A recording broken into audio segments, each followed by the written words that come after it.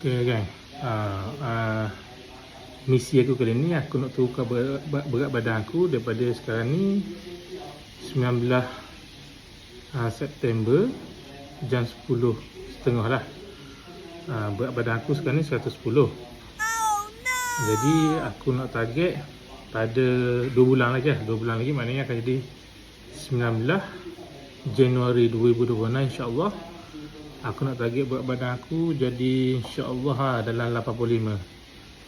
Jadi aku nak cuba diri aku akan buat update semua lah dalam media sosial ni insyaAllah.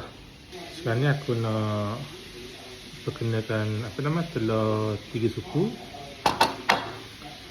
Jadi aku nak buat amalkan IF, Instant Fasting. Jadi style aku lah. Nak makan nasi ni boleh 4 jam je, hanya satu hari.